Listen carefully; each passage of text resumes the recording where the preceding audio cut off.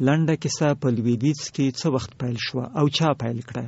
د دې ژانر ځانګړنې کومې دي؟ لنډه کیسه نن سبا په نړۍ کې په څه حال کې ده؟ ډاکټر نظام الدین کټوازی دغو پوښتنو ته ځوابونه راکوي. دی وایي لنډه کیسه د حکایتي ادب یو ژانر دی او تقریبا د پوهانو په قول د 19مې پیړۍ محصول ګڼل کیږي. د 19مې پیړۍ په لومړۍ نیمایي کې حکایتي ادب داسې نمونې په انګلیسي ژبه کې را پیدا شولې چې هغه د ناول څخه فرق درلوده. په اروپایي ادب کې هم ځینې داسې واقعات منځته رالو، سیاسي او اقتصادي پیښې چې د هغو په نتیجه کې هم په ادبیاتو کې هم دغه نوې ژانر منځته راغی. لنډه کیسه په حقیقت کې د شارټ سټوري په نوم په انګلیسي ادبیاتو کې په امریکا کې را پیدا شوله. اولینه لنډه کیسه په 1819 کال کې د واشنگټن ایروینګ او له هغه وروسته په 1820 کال کې والټر سکاټ یو کیسه ولیکله چې د څاروي او سوداګر عنوان و. په دې کیسو کې فرق له نورو پخواني ناولونو رومانونو څخه دا و چې دا د ژوند رښتینی واقعاتو ته ډیره نږدې و او دغه واقعات په غیر طبیعي ډول نه دي انځور کړي بلکې حقیقت ته ډیره نږدې و. طرز او طریقه په دې باندې به وروسته بیا خبرې کوو ځکه چې دا د ځانګړتیا ده د لنډې کیسې.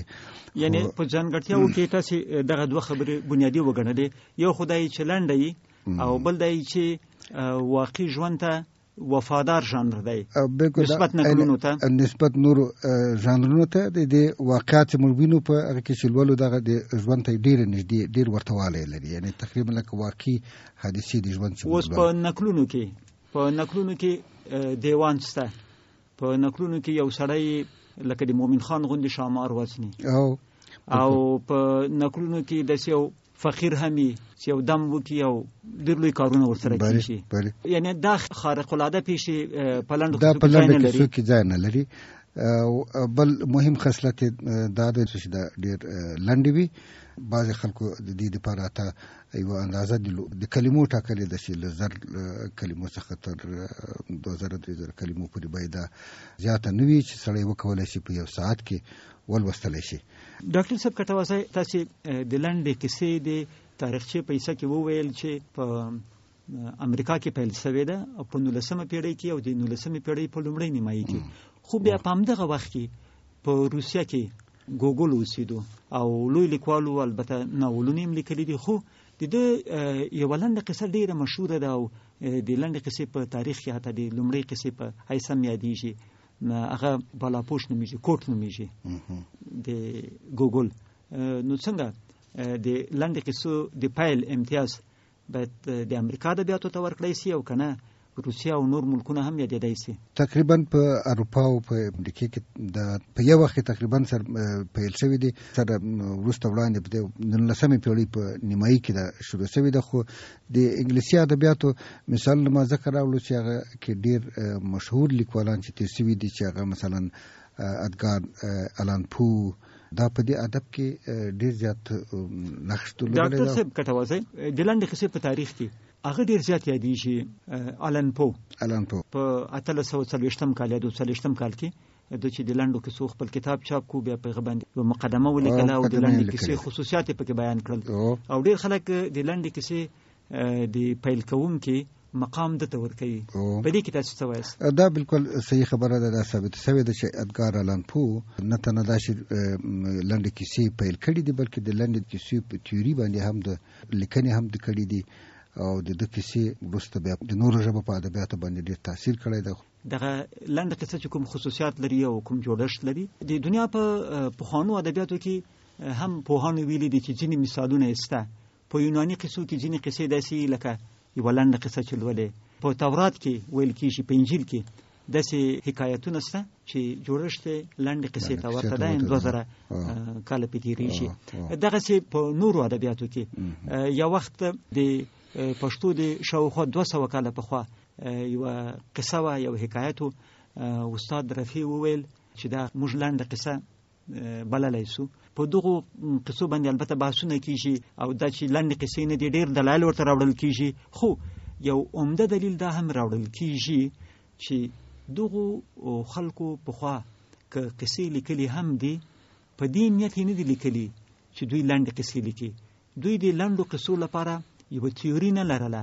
هسې ځینې حکایتونه راغلي دي او دا حکایتونه اوس چې ورته ګورو لنډو قصو ته ورته وو. نو آلن پو ته که د لنډې قصې پلار وایو، وجه یې دا ده چې دا کار په شعوري ډول پیل کو او دغه تیوري ورسره وه او په لوی لاس یې وغوښتل چې دغسې په یو نوي ژانر کار وکړي. آیا دغه استدلال منلی سو د یو پیل لپاره دغه شعوري هڅه مهمه ګڼلی سو؟ دا بالکل صحیح خبره ده، په ځای خبره ده، خو دا ضروري خبره نه ده چې ټولې ځانګړتیاوې چې د لنډې کیسې لپاره تر اوسه پیژندل شوي دي هغه د په هره کیسه کې موږ ووینو. اما د هغه ډېرې زیاتې مهمې ځانګړتیاوې دا طبیعي ده چې موږ له هغه طریقه باندې دا پیژندلی شو چې له هغې جملې څخه د مثال په ډول یو اختصار لنډون ده که نه. که تاسې د تیر کال د 2014 کال د ادبي جایزې د نوبل ګټونکي یو مصاحبه ورکړې ده چې هغه الایس منرو نومیږي او د کاناډا یوه لیکواله ده. د په 14 جلدونو کې د لنډې کیسې لیکلي دي، یعنې د دې ډېر تخلیقي اثار، اعظمه حصه د تخلیقي اثارو د دې په لنډو کیسو باندې مشتمله ده. او هغې سره چې مصاحبه شوې ده چې تاسې ولې لنډې کیسې لیکي، هغې ویلي دي چې ما بل داسې ژانر پیدا نه کړ، زه ډېر کم وخت لرم او دا په کم وخت کې د کم وخت دپاره د دغسې ژانر لیکلو نیت ما وکړو. یعنې لنډه کیسه، لنډون یا اختصار تر ټولو یې ډېر مهم خصلت د لنډه کیسې ده. ډاکټر صاحب کټوال صاحب، تاسو وویل چې لنډه کیسه په 19مه پېړۍ کې پیدا شوې ده، که په روسیه کې وو، که په اروپا کې وو، په امریکا کې.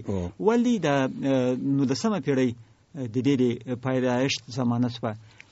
دا زمانه ولې د لنډې کیسې زیږېدلو ته تیاره وه؟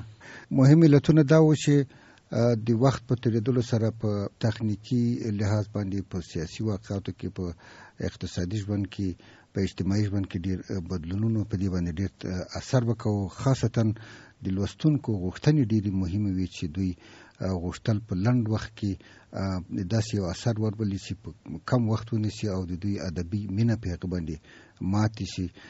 د دې سره نور په 19مې پېړۍ په نیمایي کې او په پای کې د خلکو سره دومره وخت نه و چې رومانونه ولولي. له بله طرفه د دې سره په څنګ کې د ورځپاڼو صنعت او د مجلو صنعت پرمختیا پیدا کړه او یعنې غوښتل چې په یو داسې شی ولولي، چې یو داسې داستان ولولي چې په همغه ګڼه کې تمام وي، چې په یوه ګڼه کې تمام شي او په یو لنډ وخت کې، په یو ساعت کې یا مثلا په یو ډېر کم فرصت کې څوک ولوستلی شي. ځینې نورې دغسې حادثې هم د دنیا په تاریخ کې تېرې شوي دي، لکه دویم عمومي جنګ چې و یا ځینې نورې داسې سیاسي پیښې، دو هم خپل تاثیر درلودلی ده، ځکه چې هغه حالات او هغه مصیبتونه چې خلکو او ملتونه لیدلي دي د هغو د انځور دپاره د لنډې کیسې د وسیلې په ډول باندې استعمال شوی دی او دا ورو ورو د انکشاف وکړو. ډاکټر صاحب کټوازی، که د لنډې قصو ځانګړنو ته راسو، تاسې تر اوسه په ځانګړنو کې یو دا وویل چې لنډې، بل مو وویل چې نسبت پخواني نقل ده، واقعیتونو ته وفادار ژانر ده، د ژوند ښوندوی ژانر دی. آلن پو چې د دې ژانر پلار ګڼل کیږي او د دې ژانر د تیوري په حصه کې په اول ځل خبرې کړې دي، هغه بیا دغه د وحدت تأثر خبره ډېره کوي. وایي لنډه قصه باید یو واحد تأثر درکړي. مثلا که قصه یو غم درکوي نو تر اخره دې همدا غم درکړي، داسې نه چې په نیمه قصه کې خوشحاله یې، په نیمه کې خفه یې. یا که لنډه قصه یوه ویره زیږوي، دا ویره دې په ټوله قصه کې خوره وره وي، داسې دې نه وي چې نیمه قصه د ویرې احساس درکوي او نیمه قصه د ډاډ احساس درکوي.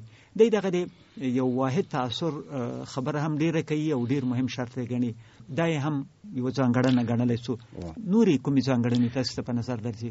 له دې څخه علاوه چې تاسو یاده کړه، بله ځانګړنه یې دا ده چې لنډه کیسه په معمول ډول سره بې له مقدمې څخه واقعات ترسیموي. دا یو طرز د بیان ده د لنډو کیسو لپاره چې لوستونکي سره په ذهن کې سوالونه پیدا کیږي او دی دې ته هڅوي چې د دې سوالونو لپاره په راتلونکو مخونو کې بیا ځواب پیدا کړي. خو یو ښه لیکوال په کیسه کې سوالونو ته شدت پیدا کیږي، یو تفسیر او تعبیر پیدا کی، بلکې د صرف کیسې او واقعات لولي، حادثې لولي او ګوري چې د حادثو په منځ کې څه تسلسل موجود ده، څه رابطه موجوده ده. دغه تعبیر او د دې ارتباط پیدا کول لیکوال لوستونکي ته پرېږدي. دا یوه بل ځانګړتیا ده. یعنی چون مختصر ژانر دی نو بنان د تفسیر او د تحلیل وخت پکې نسته، هغه کار دی بیا لوستونکي کار ده. په انګلیسي ادب کې دا یو کلمه ډېره معروفه ده چې اوپن اند، یعنی په داسې یو نتیجه باندې ختمیږي چې سړی نشي کولی له هغې څخه یې واخلي، داسې پایلې چې نتیجه ترې نشي اخیستلی. د تا ته پرېږدي چې ته تعبیر کړي چې دا ولې داسې پېښه شوله. ډاکټر صاحب کټوازی د اوپن اند خبره دې وکړه، البته ضرور نه ده چې ټولې کیسې دي لنډې کیسې دي همداسې وي، خو د پخوانو نقلونو برخلاف ویلی شو چې په لنډو کیسو کې او په ناولونو کې داسې ناولونه هغه هم شته چې پای لوستونکي ته پاته دی چې مختلف تعبیرونه یې وکړي. یعنی لوستونکی کولی شي چې هر لوستونکی د خپل پوهې او د خپلې تجربې په مطابق له هغه څخه خپله بېله یوه نتیجه راوباسي. دا کار دی لوستونکي د چې دی څه نتیجې ته رسېږي. لیکوال دته دا په ښکاره ډول نه وایي او نه داسې د حالات په داسې حادثه باندې ختموي چې په هغه کې یوه ښکاره نتیجه موږ ووینو، بلکې موږ باید فکر په دې کې وکړو، ذهن په کار واچوو چې ولې داسې باندې ختم شو. کېدای شي چې د دې مطلب به دا وي یا هغه وي. د هر یو لوستونکي په خپل هغه تعبیر پورې تعلق لري. بله ځانګړنه یې مهمه خبره یې د پلاټ ده. یعنی پلاټ په حقیقت کې هغه حوادث دي، هغه واقعات چې په یوه کیسه کې بیانېږي او دا پلاټ په لنډه کیسه کې په یو مستقیم شکل مستقیمه لیکه کې نه راځي، بلکې د دوی په منځ کې دا ډېر پیچلي حوادث وي. یوه حادثه په یو وار باندې ختمه شي او یو بله حادثه مخې ته راشي، نو بیا به هم لوستونکی دا کوشش کوي چې د دې مختلفو واقعاتو په منځ کې رابطه څه شی وه، ولې دا کوم عنصر و چې دوی سره تړلی شي. یعنی موږ ویلی سو په پښتو کې چې د لنډې کیسې پلاټ کوټلی راټولي پیښې یې له یو بل سره ډېرې تړلې وي، خو په عین وخت کې په دې پیښو کې همیشه یو تضاد موجود وي. د تضاد موجودیت یو حتمی شرط ده، بغیر هغه د پیښې داسې انځور نه ورکوي چې هغه د لوستلو ته یو څوک وهڅوي. مطلب د تضاد نه داسې دی چې که زه ووایم نن بازار ته لاړم، په بازار کې مې کمپیوټر واخیست او بیا په موټر کې سپور شوم، بیرته کور ته راغلم. دلته پیښې دي او سره تړلې پیښې دي، خو تضاد پکې نشته. له تضاد د مطلب دا دی چې بازار ته لاړم چې کمپیوټر واخلم، خو چې هلته ورسېدم پام مې شول چې پیسې مې په کور کې ایرې کړي دي، غواړم کمپیوټر واخلم خو پیسې نشته. دلته دا یو تضاد رامنځته شو. له تضاد نه دغسې شی مطلب دی. زما مطلب له تضاد څخه بل شی و. که زه یو بل مثال راوړم، مثلا په یوه کیسه کې موږ لولو چې یو کورنۍ کې یو د ښځې او د میړه په منځ کې رابطې ډېر زیات داسې پیښه شوي وي چې یو تضاد موجود وي. یعنی د دوی په علایقو کې، د دوی په هدفونو کې او د دوی په خواهشاتو کې یو هماهنګي نه وي موجوده. دا هماهنګي څنګه په واقعاتو کې انځور پیدا کوي، څه ډول ترسیمیږي. تضاد څخه ما مطلب دا شي. ښځه غواړي چې د سواد کورس ته لاړه شي، نړۍ وینا نه به وځي. دا یو کنفلیکت، دا یو تضاد. یا مثلا د پلار او زوی په منځ کې چې دوه مختلف نسلونه دي، د نسلونو تقاضاوې سره بیلې وي. پلار یو څه غواړي، په یو شی باندې عقیده لري، په یو شی ورته ارزښت لري، او زوی نور خواهشات لري. خو دلته اوس د دغو دواړو خواهشاتو سره یو ځای کول کېدای شي چې دا د دوی په منځ کې یو تضاد را پیدا کړي. خو ډاکټر صاحب کله کله بیا داسې هم وي، یو ځوان په نظر کې وساتم، دی 24 کلن دی، دی غواړي واده وکړي، خو له بلې خوا فکر کوي چې که واده کوم مصرف مې کېږي، له واده وروسته مې مصرف یو په دوه کېږي، نو دغه ازادي او دغه اقتصادي سهولت او اسانتیا چې اوس لرم بیا به نه لرم. نو دی کله وایي چې نه واده شده، او کله وایي نه دغه اسانه ژوند شده چې اوس لرم.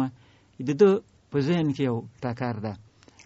دغه هم دا کېدای شي چې د ادب دپاره یوه ډېره ښه موضوع شي، دا هم د تضاد شي. دا د تضاد یوه نمونه ده، ځکه چې د یو طرف نه دا خواهش ته چې د خپل کور جوړ کړي، خپل ژوند جوړ کړي او مستقل ډول باندې ژوند وکړي، اما اجتماعي او اقتصادي شرایط په دته د اجازه نه ورکوي او یا به د نور داسې عوامل ویني په ژوند کې چې د دې خواهش ممانعت به کولی شي که نه، ممانعت کوي.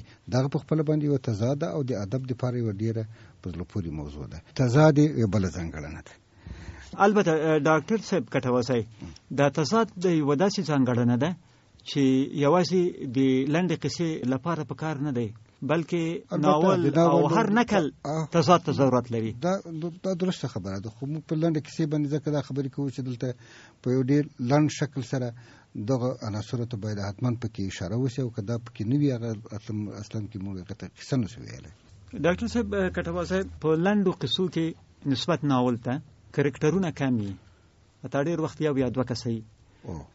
په لنډو قصو کې نسبت ناول ته زمانه را لنډه وي، ممکن د 1 ساعت پیښې، د 2 ساعتو، د 2 ورځو، د کلونو نه وي. معمولا د مکان په لحاظ هم ممکن وایي چې لنډه کیسه راټوله وي، په یوه کوټه کې ممکن پیښه شي یا په یوه کور کې، ډېره خورا وره دنیا پکې نه وي لکه په ناول کې. د پیښو په لحاظ هم ممکن پیښې پکې کمې وي، د 2 پیښې 3 پیښې یا حتی یوه پیښه، یوه اصلي پیښه او 2-3 نورې وړې پیښې نسبت ناول ته. دغه هم د لنډې قصو په ځانګړنو کې حسابولی شو. بالکل لویه ځانګړنه یې همدغه ده چې په لنډه کیسه کې د انسان د ژوند په یوه حادثه باندې د تمرکز کوي، یعنې یوه داسې ګوشه د ژوند د یو عادي انسان ترسیموي چې هغه د په ژوند کې ډېر زیات ارزښت ولري، سرنوشت سازه وي. او له بلې خوا نه یې هغه ژبه چې په لنډه کیسه کې استعمالیږي هغه ډېره زیاته کنایي، رمز او سمبولیکه بڼه لري. دې چې مطلب دا ده چې لوستونکی وکولی شي د سمبولونو په ذریعه باندې هغه ژوره معنا چې د کیسې د حوادثو په منځ کې پرته ده هغه درک کړی شي، ځکه چې دی په ښکاره ډول باندې په عبارت کې کوم تعبیر نه ویني، خو دی باید فکر وکړي او د دې سمبولونو په ذریعه باندې دی پوه شي چې د هدف د شاته څه و. د مثال په ډول باندې په الماني ادب کې یوه کیسه ده په نوم د پخلنځي ساعت، ولفګانګ بورشټ لیکلې ده. دا د الماني ژبې یو ډېر معروف لیکوال ده، د دویم عالمي جنګ څخه وروسته ډېرې لنډې کیسې لیکلې دي. یوه کیسه یې چې د پخلنځي ساعت په نوم باندې د کیسه په دې جمله شروع کوي: دوی ولیدل چې هغه د دوی په لوري را روان و، په څېره ډېر زوړ معلومېدو، خو له تګ څخه برېښېده چې ښایي 100 کلن به وي.